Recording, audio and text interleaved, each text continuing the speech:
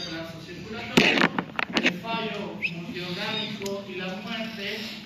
Las cuatro categorías principales de shock son caligénico, distributivo, hipovolémico y obstructivo. Antes se manejaban muchas categorías que llegaban inclusive a 6 o 7. Si es que les han enseñado en IPS, porque en teoría avanza un shock,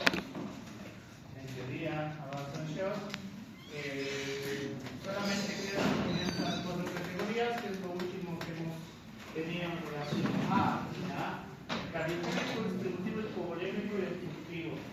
Sé que dentro de estas hay otros tipos de shock que de repente no los conocen, pero no está su nombre acá, sino que está en la fisiopatología esencial que causa cada uno de estos.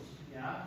Entonces, los cuatro de todas maneras nos van a llevar a una perfusión tisular inadecuada que afecta al sistema circulatorio como tal y nos lleva a las alteraciones fisiopatológicas esenciales. Pero ¿cuáles van a ser la fisiopatología esencial? El desequilibrio del oxígeno tisular, que nos va a llevar al estado de shock y se relaciona con una distribución y alteraciones en la oxigenación periférica al inicio y luego alteraciones de la oxigenación central. Por ejemplo, la fisiopatología base va a ser estas dos.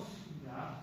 Entonces, dentro de la característica vamos a tener distintos puntos de la fisiopatología esencial del shock, que va a ser a través de las señales aferentes y las respuestas aferentes, la fisiopatología de las respuestas inmunes al trauma, la fisiopatología de las respuestas inmunitarias innatas y estas tres. Por el cual, comenzamos con la fisiopatología de las señales aferentes y respuestas deferentes, en la cual lo primero que tenemos que tener en cuenta es la agresión. Si bien el ejemplo inicial que nos da es una característica de hipovolemia, ¿cuáles pueden ser las causas de hipovolemia?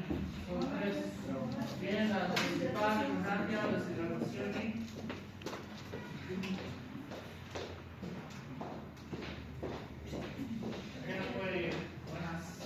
¿qué nos puede llevar a un proceso hipovolémico? Ya puede estar dentro de las quemaduras también, que es una fisiopatología diferente. Entonces, la primera señal que vamos a tener es relacionada con el proceso de hipovolemia, sea cual sea la causa.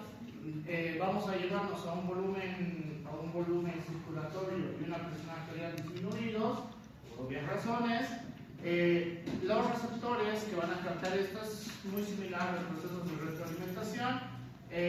Los vasoreceptores con las ondas glomerulares para activar el sistema renina-angiotensina-aldosterona, los vasoreceptores relacionados con el arco aórtico y el cuerpo carotillo, en la cual estos van a llegar a centros de la regulación, obviamente para empezar el sistema renina-angiotensina-aldosterona, el angiotensinógeno en la sangre, a nivel del hipotálamo y la pituitaria posterior y el centro cardiovascular del bulbo raquídeo, para incrementar el gasto cardíaco, incrementar la resistencia vascular sistémica, incrementar la presión arterial media.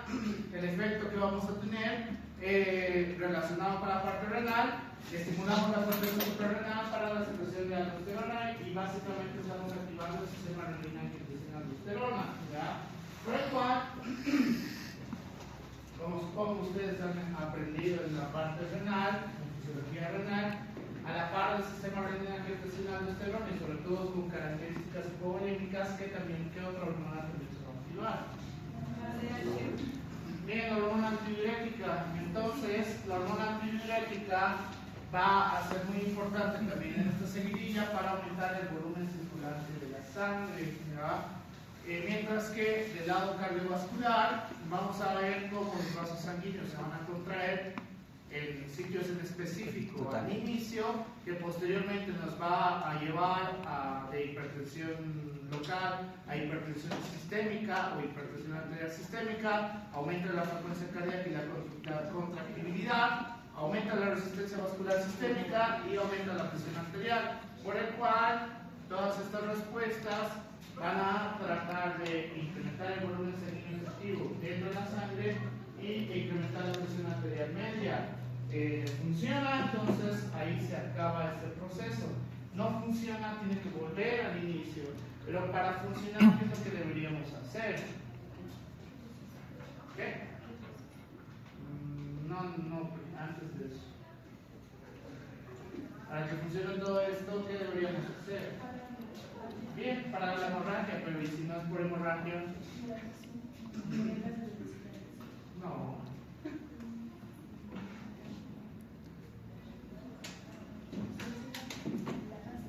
Ya solucionar la fisiopatología base, si es por diarrea, si es por vómitos, si es por sudoración excesiva, etcétera, etcétera.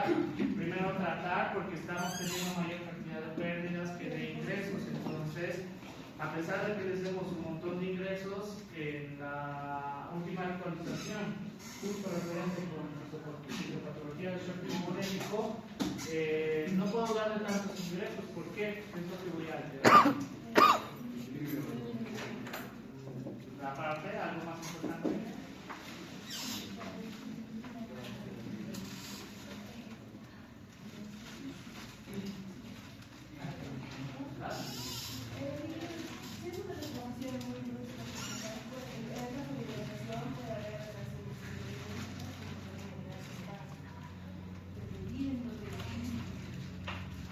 Yo voy a alterar.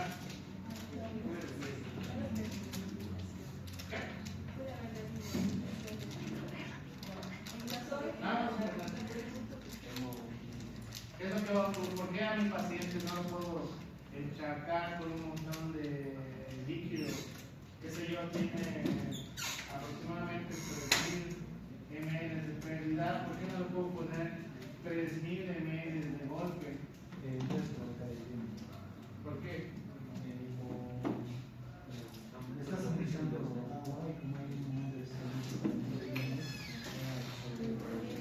Está bien la respuesta, pero no la fisiopatología.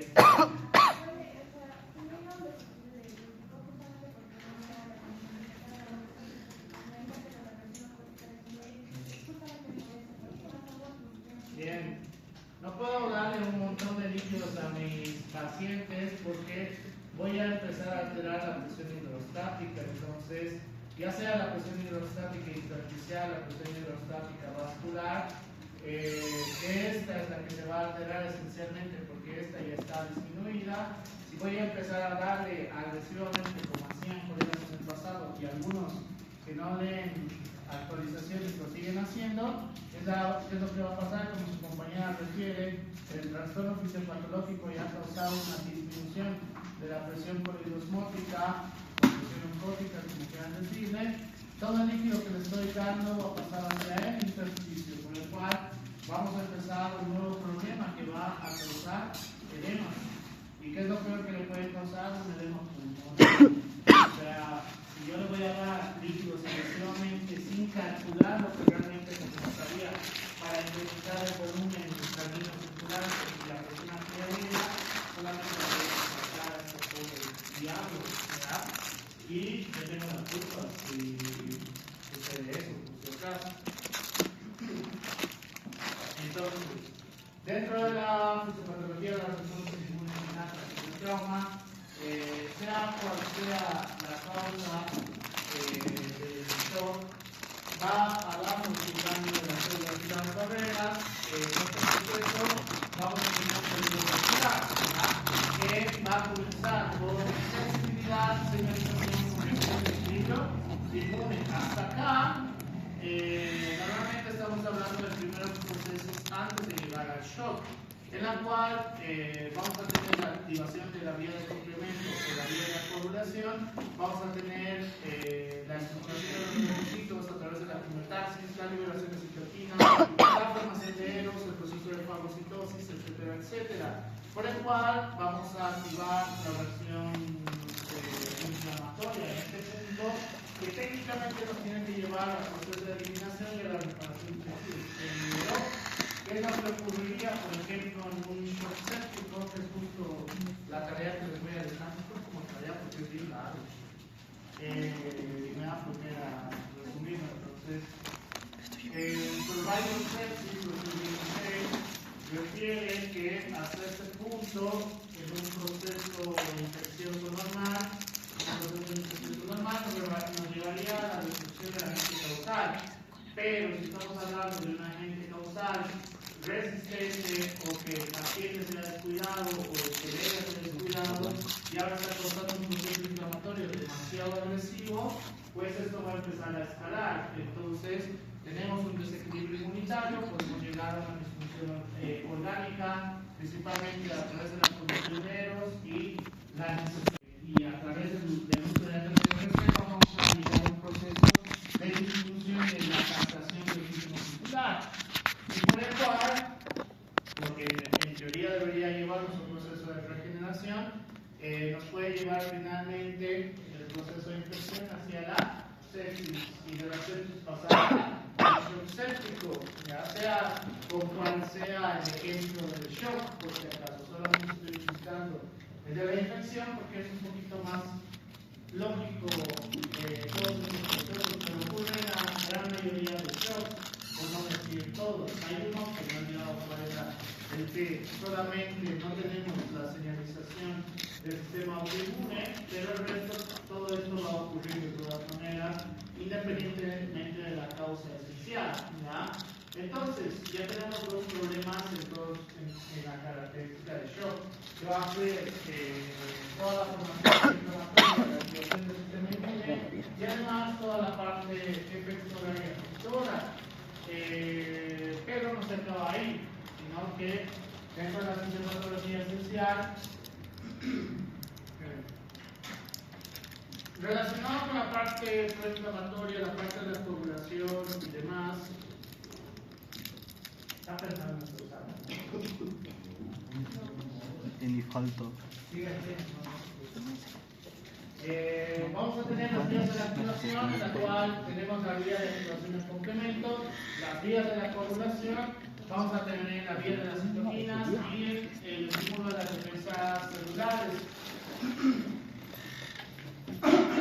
Ya hemos visto cómo funciona la vía del complemento y en este caso, a través de la vía del complemento 5, vamos a también estimular la parte del sistema inmune a través de la fagocitosis, a través de la quimiotaxis, etcétera, etcétera. Uno de los grandes problemas que vamos a tener va a ser la formación de eros, que ya en la fisiopatología de la inflamación habíamos visto el gran problema que es a través de la formación de eros, pero otra de las características importantes dentro del shock es la vía de la coagulación, ¿ya? En la cual, que ahora lo vamos a aprender en las fases de shock, vamos a ver que la vía de la coagulación principalmente va a estar relacionado con una menor cantidad de volumen efectivo dentro de la parte vascular.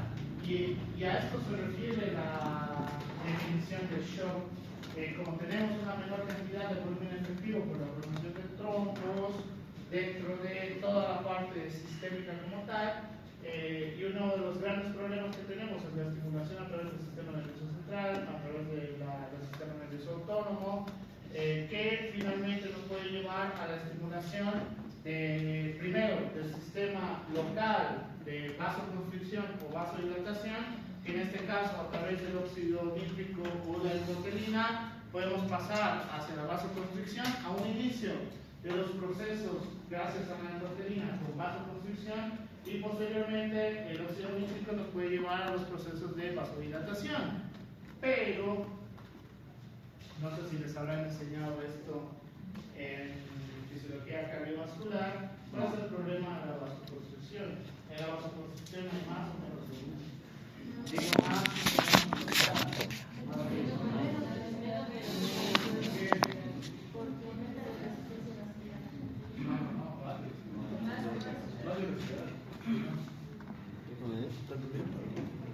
o sea, está bien lo que me dices que la resistencia vascular sistémica sí puede aumentar la velocidad, sí, pero en los procesos de vasoconstricción funciona de diferente manera. El concepto está bien, pero no la respuesta en este caso.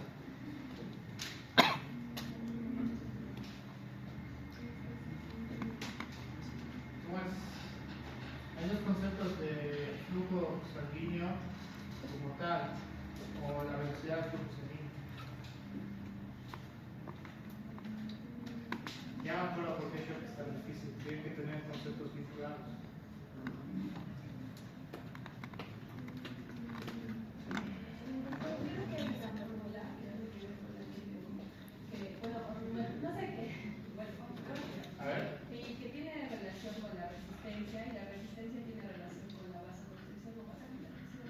Entonces es como inversamente proporcional y por eso es que a mayor resistencia va a haber vasoconstricción y esta vasoconstricción, o sea, la resistencia afecta al flujo, entonces mientras más vasoconstricción haya, el flujo va a aumentar. Pero también puede haber un aumento que se puede volver flujo lento y Esa es su respuesta. Pero eso lo están enseñando aquí. No ya saben esto, o sea, los de fisiología uno sabe más que ustedes. Sí.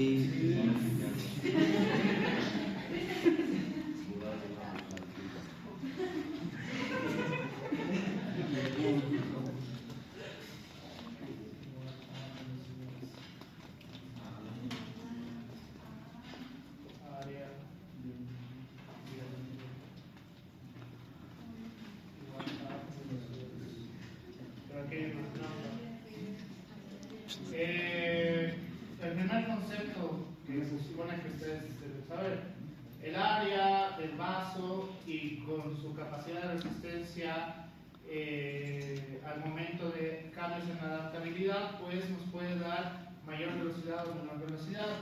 En este sentido, con estos dos conceptos, por eso las arterias manejan una mayor velocidad de flujo sanguíneo efectivo.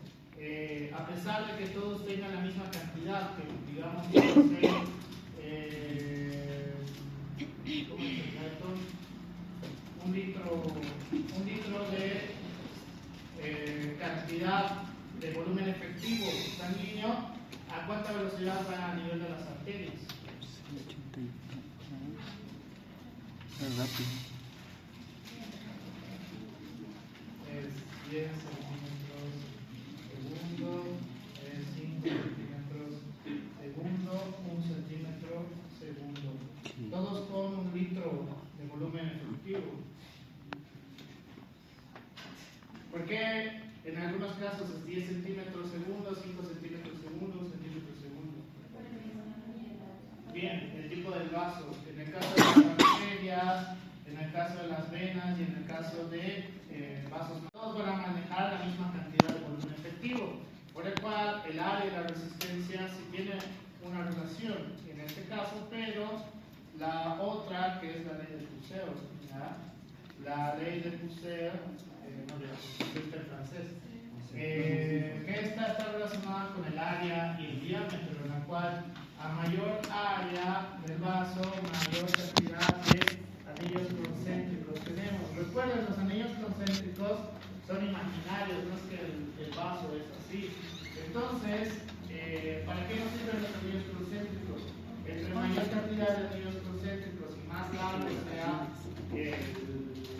el vaso, pues mayor facilidad para llegar a un flujo laminar. Entonces, llegamos a un flujo laminar, vamos a tener una velocidad efectiva relacionada con el otro concepto. Cuando el vaso es más pequeño, menor cantidad de anillos concéntricos tenemos. Y entre más corto sea, menor o mayor dificultad para llegar a un flujo laminar. ¿Verdad? Como supongo lo están enseñando. No. Hoy día me estoy entrando. Voy a usar el mismo ejemplo que uso con los papers, supongo.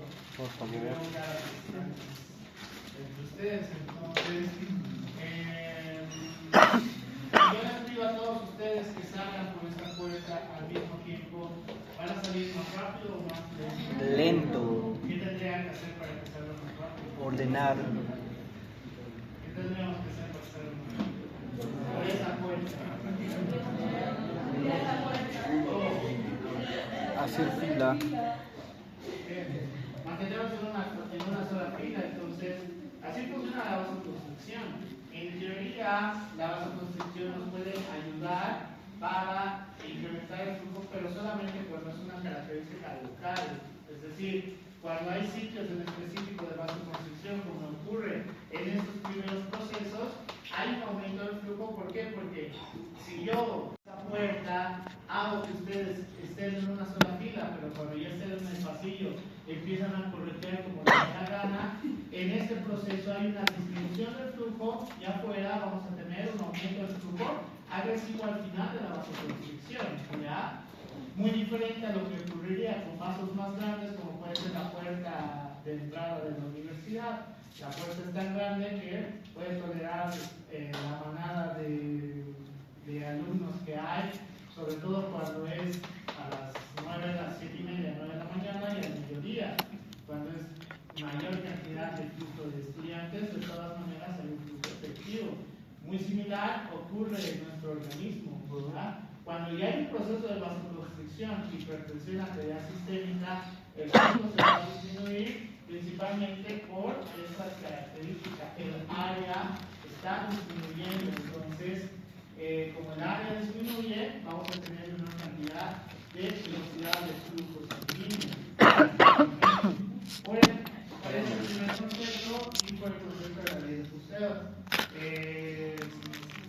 Por eso tenemos que tener mucho cuidado en las características de la fisiopatología sexual a través del trauma, que idealmente vamos a tener dos procesos, que va a ser la alteración de la microcirculación y el proceso proinflamatorio, que en teoría nuestro organismo debería tener la capacidad de resolverlo si es que el agente causal no es tan severo, pero en caso que el agente causal sea severo, pues esto nos puede llevar a procesos de hipoxia y a procesos de edema. Que esto se va a resumir en que tengamos una destrucción de los tejidos y finalmente una disfunción orgánica del concepto mismo de lo que es el shock, que nos puede llevar a una disfunción orgánica o multiorgánica, pues ocurre gracias a este proceso, ¿ya? Por el cual la fisiopatología del shock es muy importante entenderla a partir de estos tres conceptos, ¿ya? Que nos van a servir para todos los tipos de shock, y de ahí tenemos que entender cómo funciona la clasificación. Lo mismo, vamos a tener los cuatro, que va a ser el shock distributivo, el shock cardiogénico, el shock constructivo y el shock hipovolémico.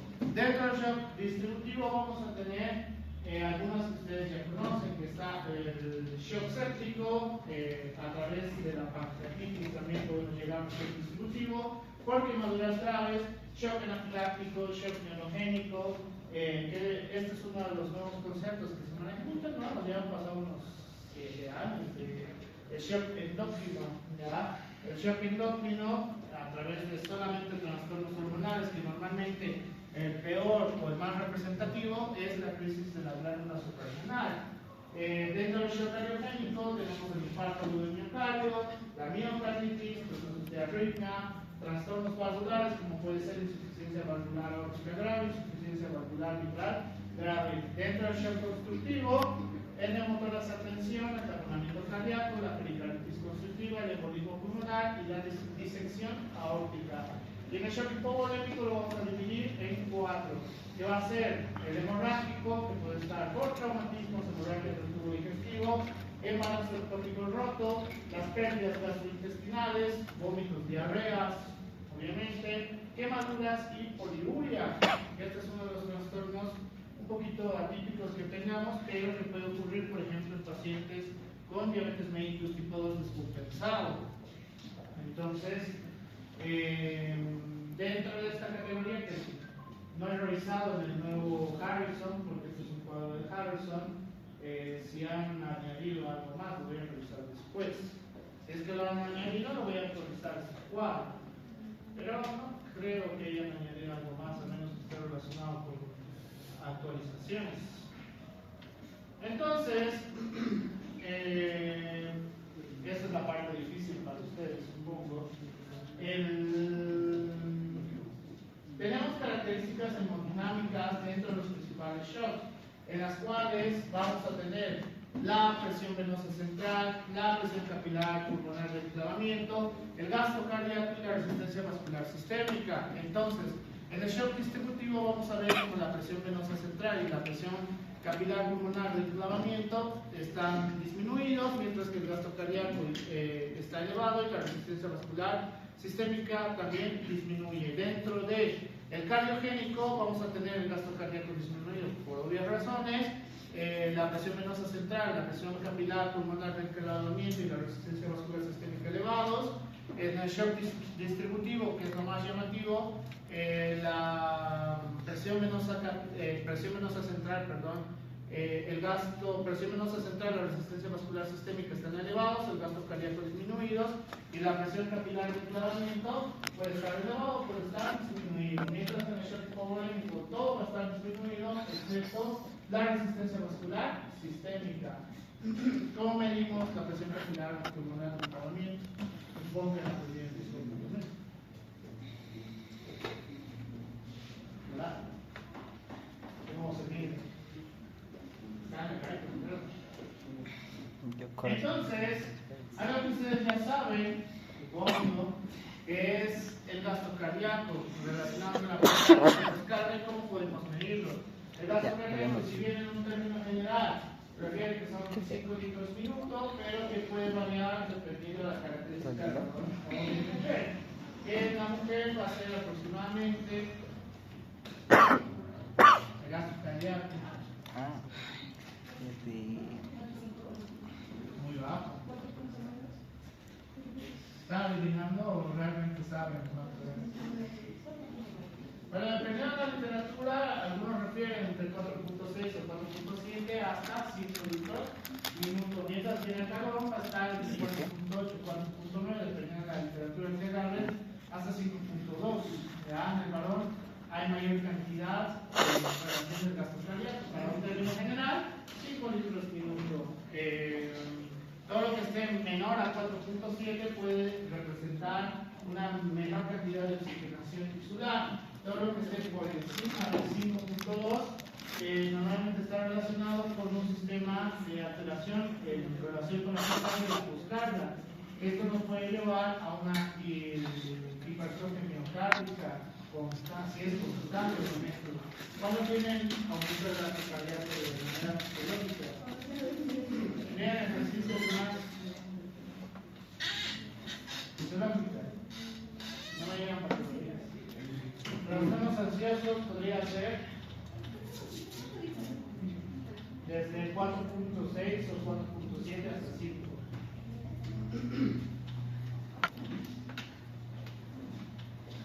¿Qué más? ¿Qué más nos puede llevar a un aumento de gasto cardíaco? ¿Qué? Estado de peligro. Ya, a través de las catecolaminas. A través de las catecolaminas. Bueno, a través de la hormona del estrés. ¿Qué más?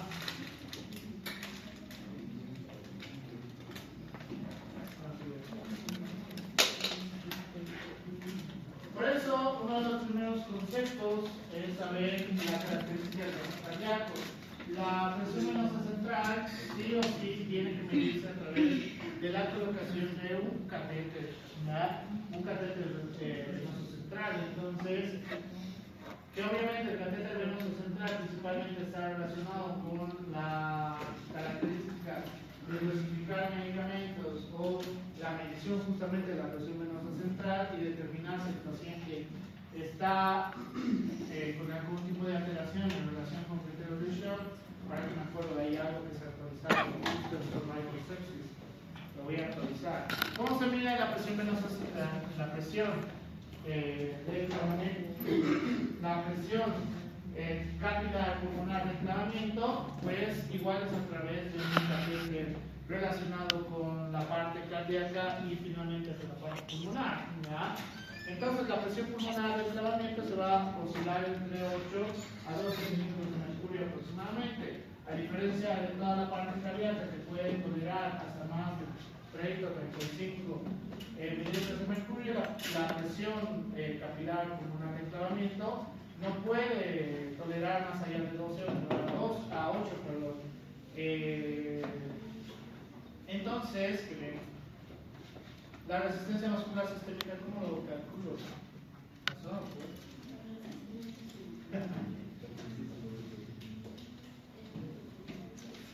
Igual es una fórmula.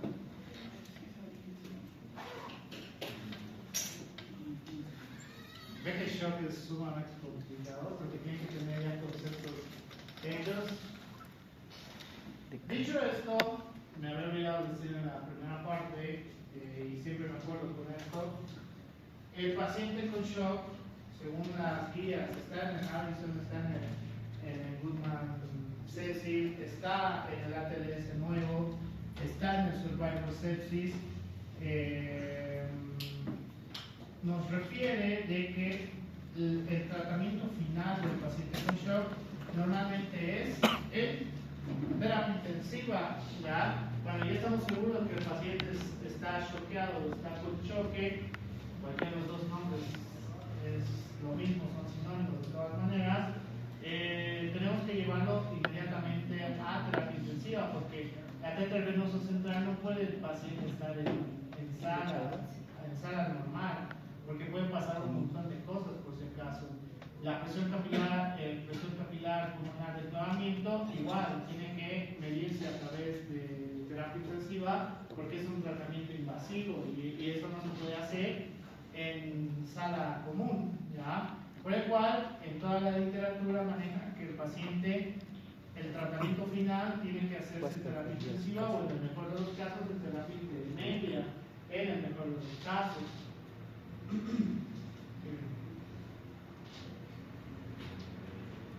Queremos. Eso es largo. Porque le hemos visto. No. Claro.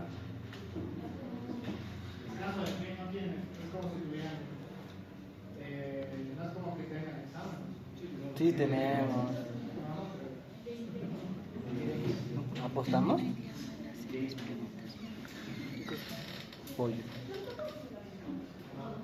Examen ahí, pues. Dice que no. Dice el doc que no. Por eso.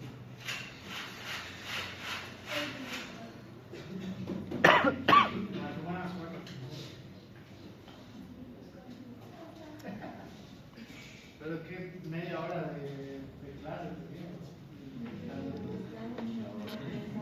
Esto ya no aguanto, ya. Ustedes no tienen equilibrio, si tuvieran equilibrio, estudiarían más de lo que en realidad estudian. Pierden más el tiempo de lo que estudian, eso no es equilibrio. ¿Cuánto tiempo estuvieron en TikTok? Ayer. TikTok les puede dar la estadística. A ver, ayer 23 horas.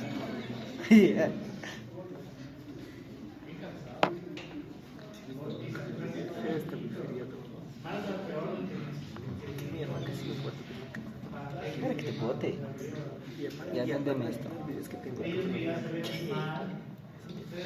Pero está más bonito. Mira.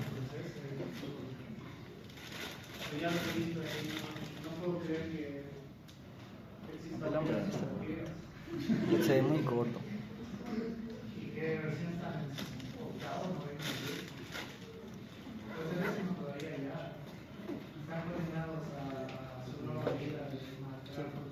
¿Cuánto? No va a suceder, es más bonito. ¿Ya? Pero, pagar o de lo que Ya pagan. No, ahorita. Si nos bajes de lo que me debes. Porque eso está feo, pero me gusta. ¿El que eso? Pero ahora tienes uno más bonito. ya. Ya, ahora pónmelo.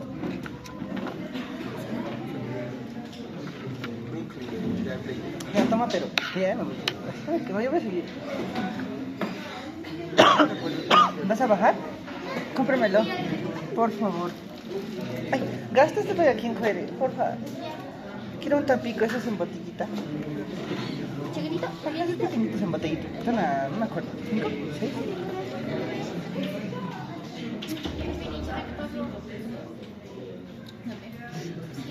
¿Quieres bajar o te quedas normal? Me lo puedes comprar. Ya, fíjate. Cuidado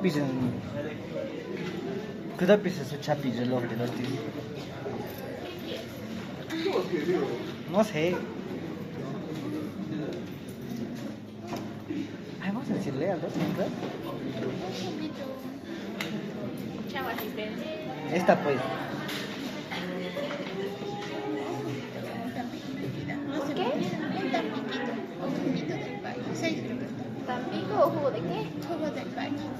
Ah, ya, jugo del valle. ¿Tú también igual? Eso está pica en botellita, pero. En bolsa. ¿Qué? No. ¿No? Está primero. Ya le he dicho. Ya, No, que no voy a esperar ese día. ¿Cómo se llama? ¿Hay alguna forma de recuperar la resistencia? Que esa vez No sé, pero dile. Dime esta cacheta apoyando tecito, por favor, más. Y el shock que se recibe. Dentro del pre-shock vamos a tener sintomatología característica relacionado principalmente con frecuencia cardíaca, frecuencia respiratoria, presión arterial, saturación de oxígeno,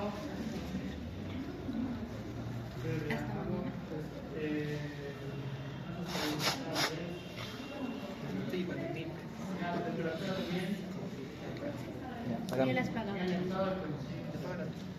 estado de conciencia, Tú me salvarás toda la siguiente semana. pulso es lo mismo.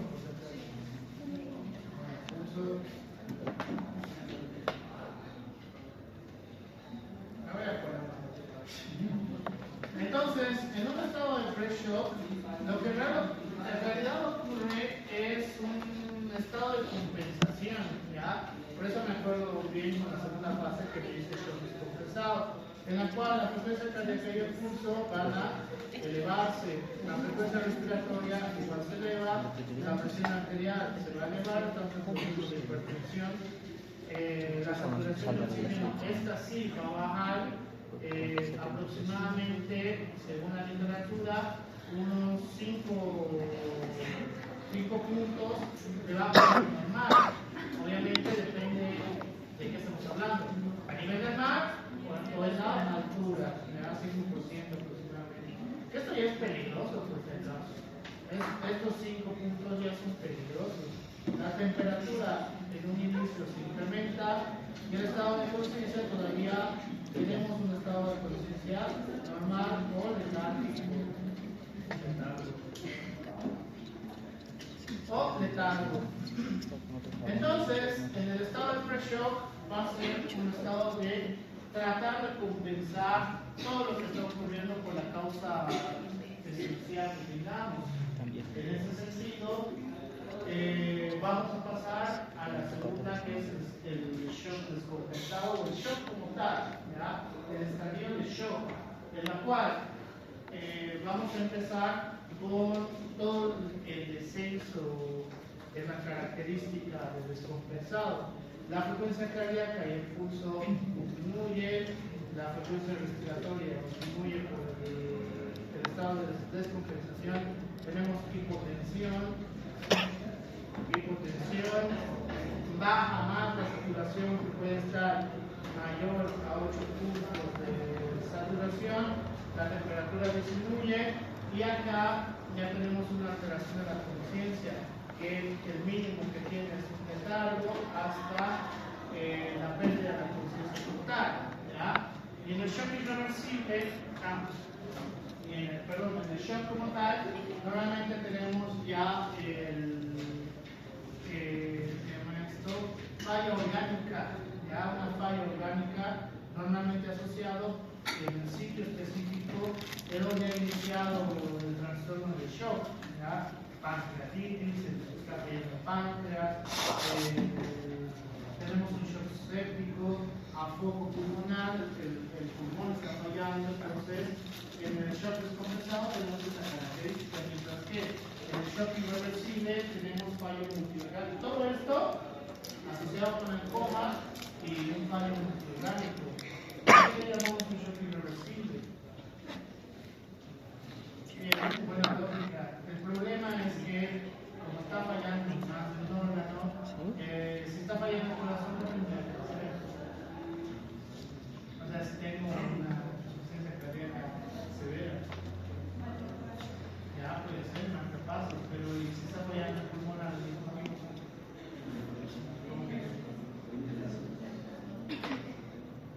se puede hacer. Esa debería ser la mitad. Se puede hacer.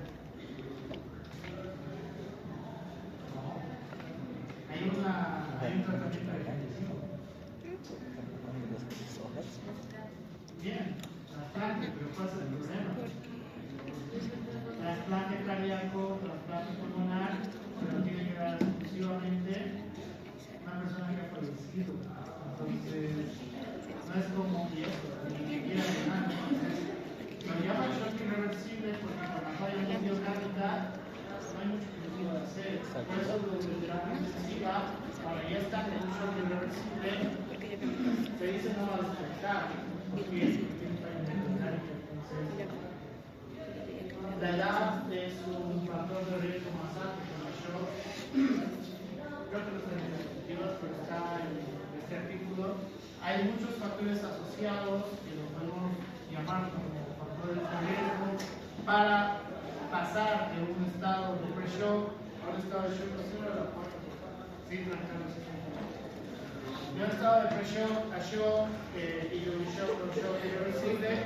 Entonces, la característica de esto es que puede ser la edad, que es uno de los principales, la cantidad de tejido adiposo según la guía de Lancet, también, o sea, la obesidad es uno de los factores de riesgo muy altos en UCI, enfermedades añadidas o comorbilidades, trastornos relacionados con adicciones, alcohol, tabaco y otras drogas, trastornos del sueño, etcétera, etcétera. O sea, hay muchos factores asociados que te pueden pasar muy fácil de un lugar a otro. Entonces, cuando ya somos el shock irreversible, tal cual dice su nombre, ya no se puede hacer nada. O sea, estén muy conscientes de esto, porque lamentablemente ocurre muy frecuentemente a nivel Latinoamérica la morbimortalidad del shock en un paciente en estadio de shock muy alta. En Estados Unidos y Europa, que representan el 10 hasta el 18%, en Latinoamérica, dependiendo del país, puede estar entre 20, 30, 35% de morbimortalidad. Entonces, es muy alta. Es decir, un paciente en shock o con un estadio de shock con shock descompensado, es casi probable de que va a pasar un shock irreversible y bueno, ya no hay nada más que hacer. ¿Y por qué les digo que ustedes estén conscientes de eso? Porque les va a ocurrir con familiares, les va a ocurrir con sus pacientes, les va a ocurrir en muchas situaciones. Entonces, si ustedes hoy están aprendiendo de que existe la posibilidad de llegar a un shock irreversible, porque puede ser por múltiples factores, bueno, no hay nada que hacer, ¿ya? Hay que aceptar lo que es la vida misma, y a veces la vida se tiene que acabar por el motivo, así que en el estadio de shock irreversible no hay nada más que se pueda hacer a menos que encontremos donadores de todos los órganos que están fallando, lo cual es imposible por si acaso, ¿ya? ¿Sí?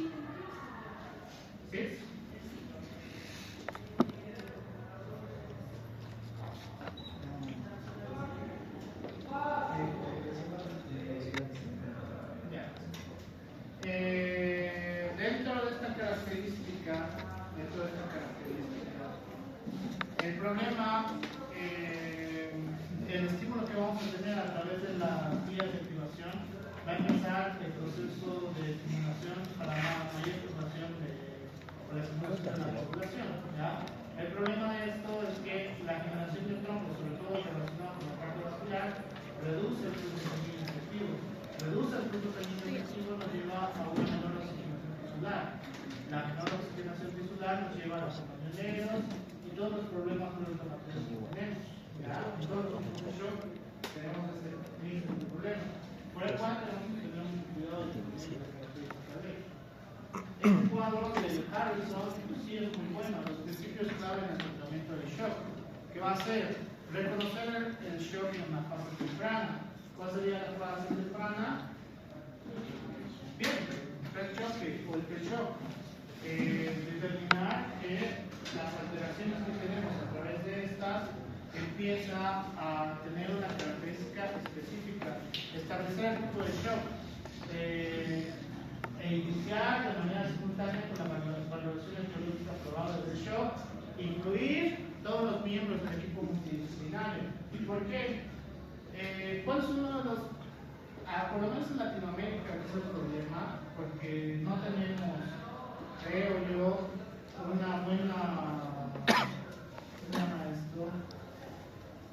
un buen algoritmo de tratamiento del shock, porque en Latinoamérica las ambulancias no están tan implementadas como deberían estar.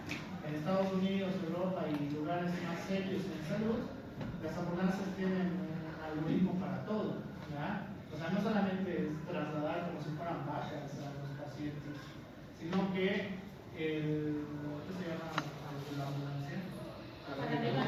Los paramédicos representan este primer punto importante, por el cual el paramédico, si tiene la capacidad que debería tenerlo, para poder identificar shock en la fase temprana y establecer el probable tipo de shock que tiene, con él hay más probabilidad de supervivencia del paciente, ¿verdad?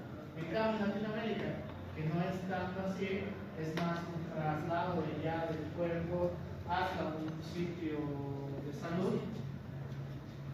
Tenemos lo que dice la literatura, la hora de oro. En la hora de oro tenemos mucho que hacer porque es donde estamos en el estadio de pre-shock. Entonces, en el estadio de pre-shock se puede hacer un montón de cosas por su caso, siempre y cuando sigamos estos pasos. ¿Por qué el equipo multidisciplinario? ¿Cuál es el tratamiento definitivo para el shock? O sea, para tratar a un paciente con shock, ¿en qué lugar tiene que estar? Unidad de cuidados intensivos o la unidad de terapia intensiva, por el cual necesitamos a la medicina interna, tal vez al de cirugía, si estamos hablando de focos infecciosos específicos, al de ginecobstetricia, si estamos hablando de una mujer con alteraciones hormonales o embarazada, entonces necesitamos de absolutamente todos. Todo el equipo multidisciplinario, restaurar el suministro de oxígeno como objetivo terapéutico. ¿Por qué? Porque uno de los problemas grandes que tenemos es la alteración cardiovascular en todas las características del shock. Esto nos lleva a una disminución de la oxigenación tisular y identificar las causas del shock que requieren intervenciones adicionales para salvar la vida. Si cumpliéramos el mínimo de esto en Latinoamérica, salvaríamos muchas más vidas de las que hoy se salvan. Pero pues es complicado por múltiples causas, ¿ya? Lo que les decía relacionado con esto, la signo-sintomatología o los datos cardiovasculares van a ser muy importantes. En el shock hipovolémico, cardiogénico, constructivo y distributivo, las causas más habituales que vamos a tener en el hipovolémico va a ser el traumatismo importante, no que se caiga aquí probablemente, hemorragia digestiva y los procesos de deshidratación. En el cardiogénico, código STEMI, infarto agudo del mercado con elevación del circuito CT, miocarditis, arritmias, en el obstructivo, embolia pulmonar, razonamiento cardíaco, motor de hipertensión y estado asmático. En el distributivo, sepsis, lesión medular y shock anafiláctico. Por el cual, las características cardiovasculares que vamos a tener es cambios en la precarga, cambios en la contractilidad cardíaca, cambios en el gasto cardíaco y cambios en la poscarga. Y en el soporte hemodinámico, dependiendo de la característica, expansión del volumen a través de cómo podemos expandir el volumen. Volumen sanguíneo efectivo. Efectivo. Hace rato he dicho, ¿qué?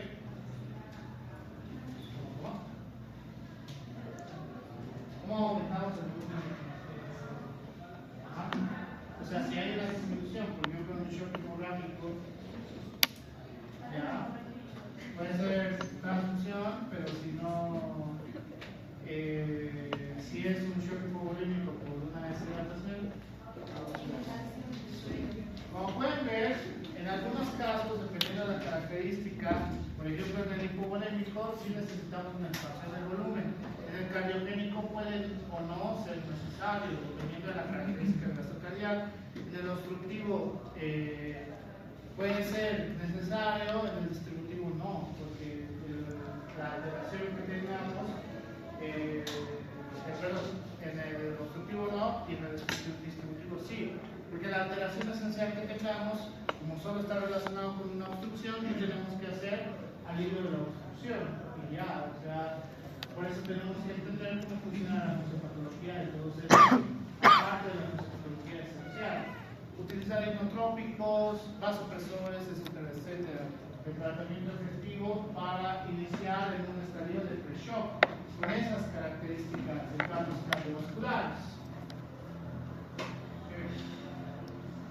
Lo que les decía hace un momento, en un estado de shock o de pre-shock vamos a tener diferentes cambios a través del sistema nervioso central, a través de la temperatura, que la piel. Igual, con los cambios de la oxigenación, los cambios de la temperatura, también vamos a sufrir distintas alteraciones. Si hablamos de estados de pre-shock, estados de shock, alteraciones cardiovasculares relacionadas con la frecuencia cardíaca, la presión arterial diastólica, la presión arterial diastólica, la presión de pulso, el pulso paradójico, que se presenta en algunos pacientes, no en todos, la presión arterial media y identificar específicamente el índice de shock en este paciente, que lo vamos a ver a través de la frecuencia cardíaca dividida con la presión arterial sistólica, que lo normal está entre 0.5 y 0.7. Ya me acuerdo porque hay varias cosas que tienen que calcular y recordar. Qué bien. El sistema respiratorio, con taquipnea o bradipnea, alteraciones en la parte del abdomen, alteraciones en la parte renal y alteraciones en el metabolismo que nos puede llevar a trastornos. O sea, todo esto nos lleva a las características de un shock manifiesto o un estadio de shock descompensado.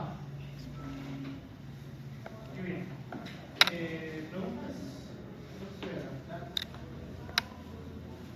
¿Puedo acabar de leer? ¿No?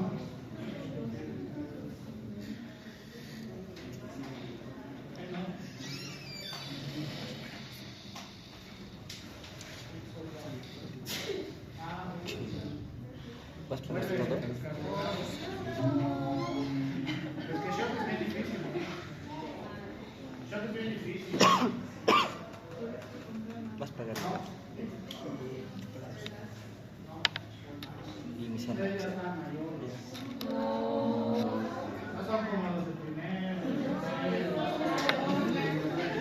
se ve la inocencia a través de su mirada. Ustedes se ve la diferencia de la realidad. No para llevarlo. Bájame, ¿viste? La fe es lo único que se ve. ¿Tu tía? ¿Qué? Entonces, dentro de las características sintomatológicas que tenemos en estos pacientes, el pulso paradójico es que vamos a ver cómo empezamos a tener alteraciones en el pulso periférico o una disminución de la capacidad de se me lleva la palabra. En el proceso de inspiración vamos a ver que se reduce el pulso, la Voy a morir. capacidad de aumento medio las características fisiológicas del pulso son se ven claras. Y si les pregunto a ustedes qué pasa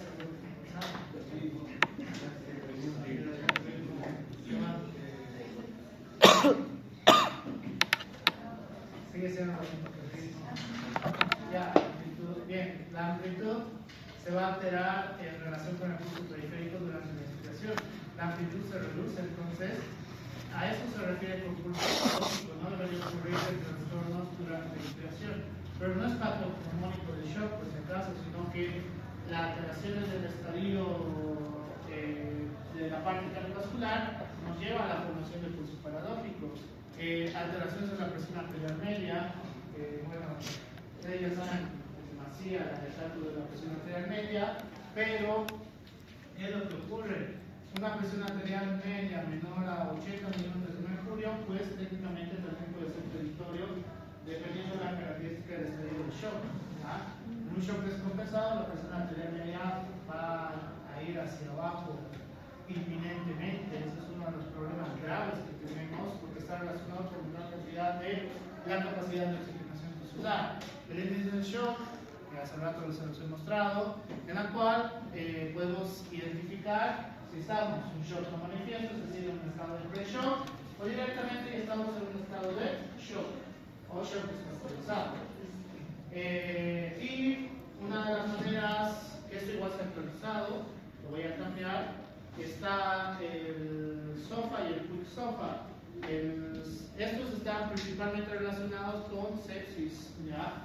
En la cual el Quick SOFA nos ayuda a ver la predicción de la característica de un estadio de sepsis o shock séptico con la alteración del nivel de conciencia, la tensión arterial sistólica y la frecuencia respiratoria como un dato inicial, pero para determinar si realmente estamos en un estadio avanzado o un estadio severo, tendríamos que determinar a través del SOFA, ¿ya?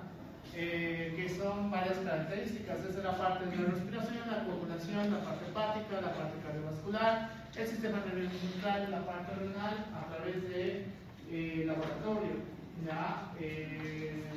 Entre más alto sea el puntaje, pues la morbimortalidad se incrementa también. Entonces, nos puede ayudar, sobre todo en los pacientes con sepsis, que está en la nueva guía de Survivor Sepsis 2026. Esta parte sí no me acuerdo de lo que he leído, porque es muy interesante. De todas maneras, lo voy a actualizar, ¿ya? Con eso no se preocupen. Voy a ver qué tanto ha cambiado. Si no ha cambiado mucho, voy a colocar la misma imagen y voy a colocar la nueva imagen al lado, para que vean las diferencias entre uno y otro. Que creo que es mejor, porque algunos colegas siguen manejando criterios antiguos. Este ya se trata en el cero, y algunos, la anterior que hice, segmento docente, había un colega que manejaba todavía el Quick SOFA de hace 20 años o 30 años. Cada quien, supongo, pero dentro de lo posible utilicen los criterios actuales, ¿ya? Por favor. La valoración inicial puede estar relacionado con lactato, pruebas de función renal, pruebas de función hepática, enzimas cardíacas, biometría hemática completa, factores de la coagulación, pruebas de embarazo, segmento urinario, gasometría arterial, electrocardiograma, electroencefalograma, etcétera, etcétera. O sea, en su examen les puedo colocar un paciente con un estadio de shock. Ustedes me determinan en qué fase de shock se encuentra, qué laboratorios están alterados, porque eso se supone que ustedes ya lo saben. Su electrocardiograma está relacionado o no con, por ejemplo, en los pacientes con tromboembolia pulmonar, en la cual tenemos el complejo de Mankin-White, en la cual es muy importante porque tenemos taquicardia sinusal, la rotación horaria relacionada con el electrocardiograma, la onda P pulmonale. Si bien voy a seguir lo que dice la nueva guía, los trastornos del electrocardiograma son muy variantes dependiendo del estadio de shock y además del tipo de shock que tengamos. Entonces tenemos que entender saber el electrocardiograma también es muy importante para que incremente la disminuya la mortalidad del paciente, o bueno, que incremente en su caso. La onda P pulmonar, principalmente relacionado con infarto auricular derecha, por un estadio de descompensación que tengamos en la característica del paciente, que puede ser solamente aumentada la onda, el voltaje de la onda P, o una onda P bipolaar, ¿ya? Una P bipolaar o una onda P bifásica, dependiendo de la característica de la hipertrofia local, ¿ya? Supongo que saben a qué me refiero, ¿verdad? Shock séptico. Para la siguiente. Qué bonito es el shock. Es que es bien complicado, no entiendo cómo en primer semestre les colocaban el shock como tema. Bueno, también ahora lo han quitado, gracias a reclamos míos y de algunos docentes, mi duda para si saber tiene. shock o entender shock necesitas tener muchos conceptos base, como evidentemente ustedes no tienen, ¿no ve? O sea, eso es culpa de quién. Bien, ustedes. Ustedes. Del Evo. 50% de ustedes y 50% del docente en cuestión. Así que, de todas maneras, pues, ustedes deberían haber estudiado más. Preguntas. Talleres de shock. Muy bueno el shock. Con esto aplazaba a mis internos para que se queden semanas en el hospital. Era el tema favorito de todos nosotros. Es que es muy fácil, es tan grande el shock que podemos provocar tantas cosas que había un pobre diablo que se quedó un mes porque no podía aprobar el examen de shock. Siempre salía con algo nuevo. Es divertido la teoría interna. ¿Qué hago para tener internet? A veces extraño los internos. Pero no pienso nada.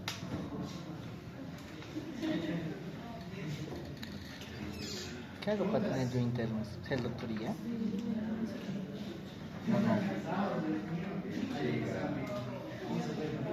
Vuelvo a decir lo mismo, porque para exámenes yo estaba totalmente relajado. Venían estudiando, ya no funcionaba. Y es lo que antes el juego nos pegaba. Literalmente, no estoy hablando de una forma figurativa, pues había docentes que golpeaban estudiantes, que golpeaban, con el enfermero que golpeaban. Sé que hoy es una práctica totalmente ilegal, que obviamente lo apoyo, pero antes no solamente nos gritaban, o sea, había cada docente poquito, lo que no se murió.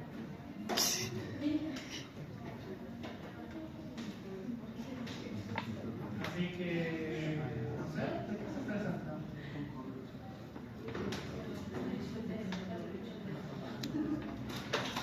Sí, pero técnicamente ustedes ya son adultos responsables. Claro, pero es que, a ver, les digo técnicamente, si bien económicamente dependen de sus papás, creo que la mayoría, por no decir todos, de todas maneras, todo lo que suceda de este lado es responsabilidad de ustedes. Que coman, que no coman, que estudien, que no estudien, que vayan a sus clases, que no vayan a sus clases, o sea, adultos responsables que llaman. Si no son adultos responsables, entonces Ya está. fácil.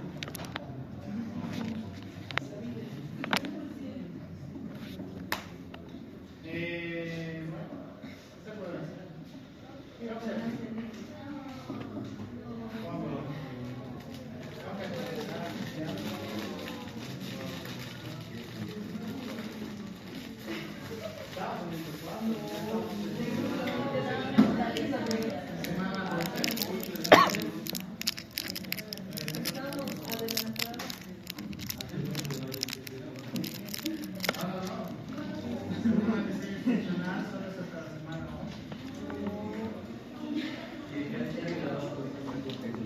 Claro, pero eso dice los títulos, no el avance.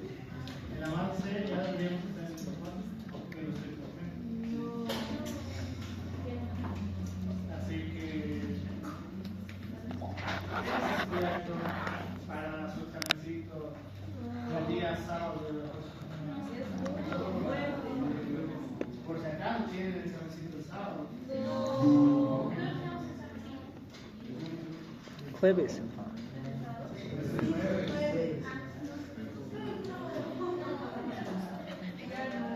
Por eso avanzo hasta acá. El jueves es su examen. No pagan sábados.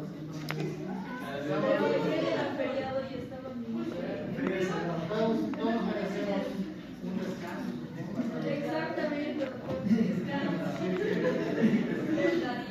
Así que por eso no nos quedan sábado.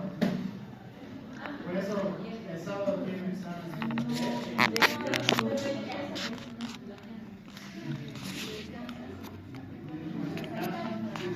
Dos exámenes, uno de shock y otro de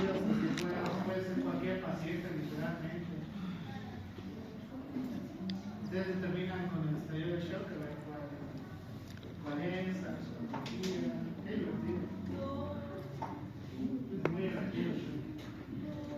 Justo es el tema que necesito para que el hito 4 vaya. Y con el movimiento normal es hito 5.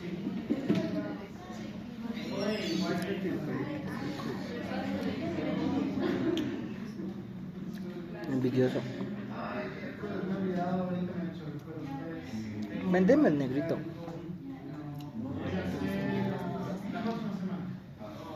Vendeme el negrito. Voy a ver qué se me ocurre para que sea tan difícil y no saque de ahí dos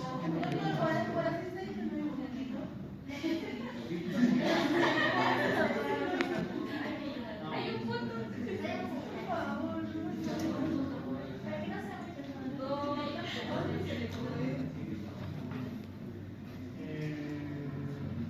es la semana 20.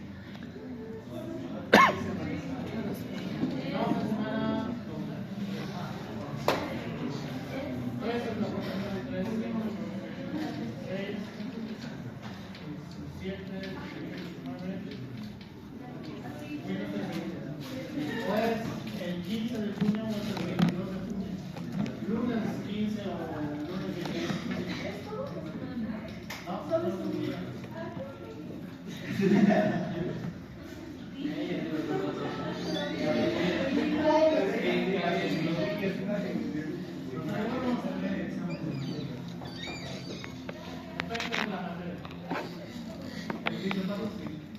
Ah, ya pensé. Exámenes. Ya depende de la materia. Si la materia quiere, bien. Si no quiere, por ejemplo, en cirugía y sobrenombramiento, muchos de los docentes, porque técnicamente en el cuadro representa casi la totalidad del hospital. Entonces, ya se explicará hasta la primera semana. Porque de una manera la primera semana, supongo que están extrañados. El cuadro representa toda la nota continua del delito 5 de todas las materias. 15. 15 puntos directos, es decir, cargas de cerebro.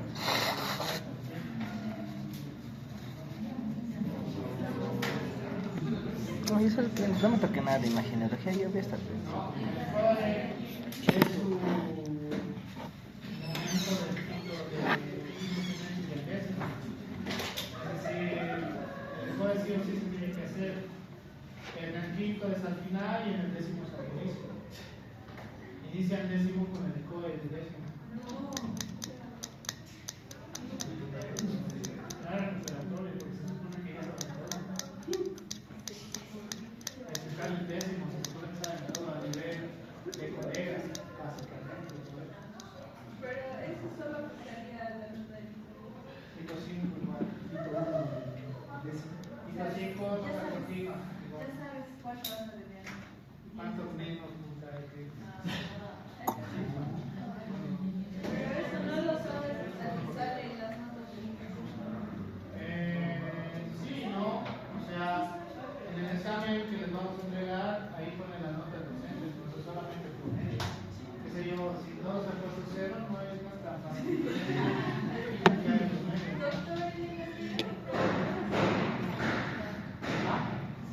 Y eso recibe. O sea, creo que se han apiadado, porque se han hecho, y le pusieron 10 todos. Pero es que eso recibe. Eso en continuo, creo que hacen a 1.5. No, punto algo. Pero es 1.algo.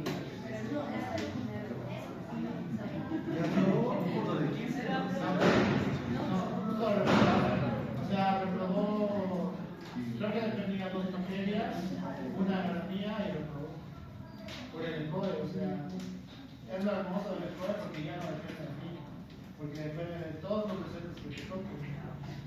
Literalmente, o sea, sé que estos semestres, que es lo único claro que lo tengo, van a ser disciplinas que ha sido y no yo.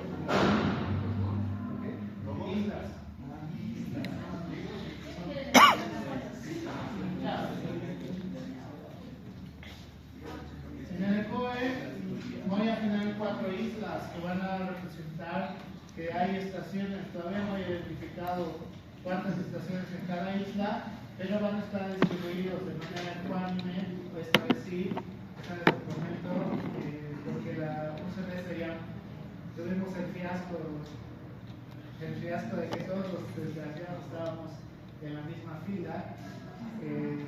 Estaba el doctor Patricio, estaba mi persona, estaba el doctor Escalante, estaba el doctor Lugo, todos los desgraciados estábamos en una vez,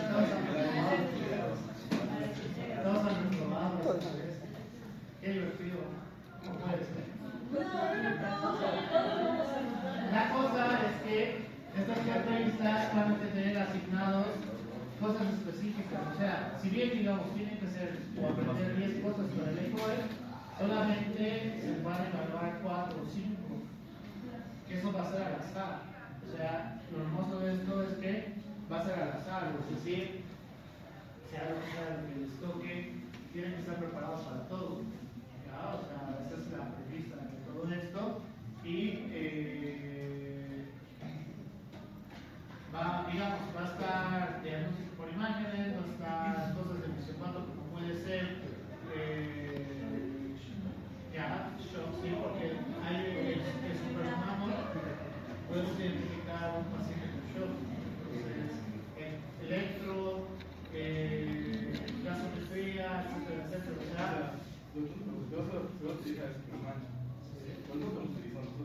no importa, solamente les vamos a poner al paciente. El superhumano es el paciente.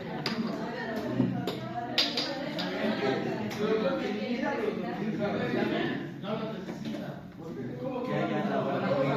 Es aprender del paciente. Es que el superhumano es un paciente buenísimo. Con eso nos hacemos nada. Sobre todo con shock. Así que cada isla, ese rato, hay alguien que no los conoce, a ninguno de ustedes, que normalmente el laboratorio nos presta a esa persona, y esa persona va a empezar a distribuirlos de manera aleatoria. ¿Ya? Ese yo son 4 estaciones y voy a ver si lo logro, para que no se cambien. Les vamos a poner una manilla de un color en específico, digamos todos los rojos van a estar en la estación rojo, exacto. Todos los amarillos en el amarillo, vean por aquí. Recuerden, y esta es como el día. Ya hoy día. Todos los ETCs participan. Tiempo completo. Está todos los docentes tiempo completo, la doctora Fernández, el doctor Aguirre, el Pampito, el doctor Mendoza, la doctora Paza. O sea, todos los ETCs participamos de esto, más docentes invitados, como puede ser la doctora Castro, la doctora Olivia Dorca,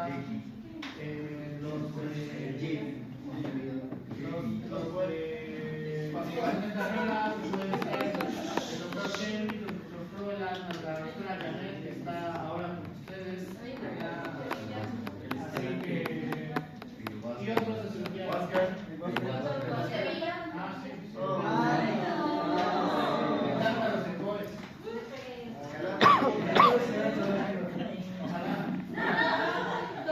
No voy a invitar porque está de vacaciones.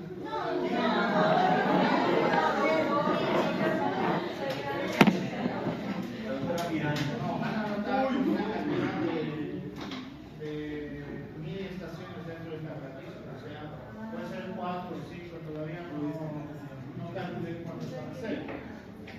Así que va a funcionar. Creo que van a ser 5. Son 5 minutos por estación, 25 minutos por examen, digamos que son 5. O sea, como les digo, si son 5 docentes y todos tenemos crucero, excepto uno por 50, solamente calculas el promedio y ya, sobre 15. Así que es fácil. Este rato no les vamos a dar las notas, sino sus mentores, son los tutores. Está el doctor Aguirre, la doctora Paza y la doctora Unos 4. No.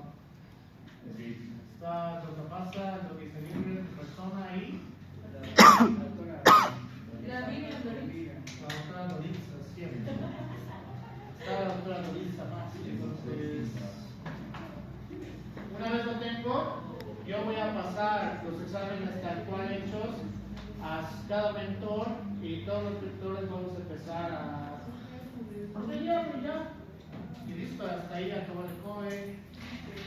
Tiene sus notas directo en la plataforma para que no haya cambios, porque lo hermoso de a partir de quinto es que ya no hay invierno, no hay examen suficiente, no hay nada. Como que si se aplazan, se aplazaron. Son problemas de la otra modalidad. La próxima semana voy a planificar el COE.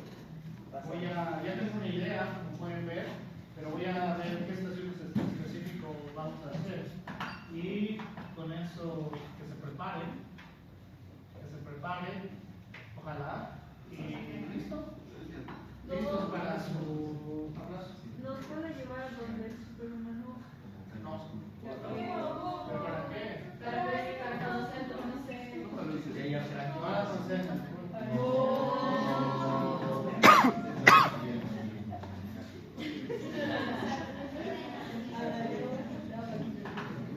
Voy a calcular cuántos equipos somos, y a base de eso voy a hacer.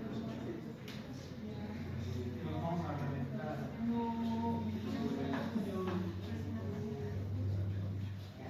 ¿Cuántas estaciones? 20. ¿Va a haber algún tipo de temario? ¿Qué? ¿Va a haber algún tipo de temario? Sí, pues vamos a pasar todo un mes antes por lo menos. Si va a ser el 15, por eso vamos a hacer eso. 22 de mayo. Por eso la próxima semana lo planifico, lo voy a dejar a consideración en la reunión con el director de carrera. Si me lo aprueban y todos estamos de acuerdo, entonces se da un ingreso al COE y voy a pasar toda la información a todos los instructores para que hablemos el mismo idioma, el mismo temario y el mismo todo. Y con eso ya estamos hechos. Y tienen su examen difícil de inclusive. Así que adoro los tutores. Que perdieron el mito no se ven estudiantes por eso. Es un poco largo, pero efectivo para que se aplacen rápido. ¿Por qué? Porque en 25 minutos el examen va a estar hecho. 25 minutos se van, 25 minutos se van. Cada 20 es 20, 25, hacer 2 paralelos en 50 minutos. Los paralelos, un paralelo de 50 minutos, una hora, digamos. 4 horas, 4 paralelos, más regulares. El último paralelo es un poquito, ¿no? Está bien, entonces con los regulares, marcamos todo. 4 horas. ¿Es en la mañana? En la mañana. En la noche. Desde las 9 de la mañana. 25 minutos. 5 minutos cada estación. Go Hung un día antes, ¿no?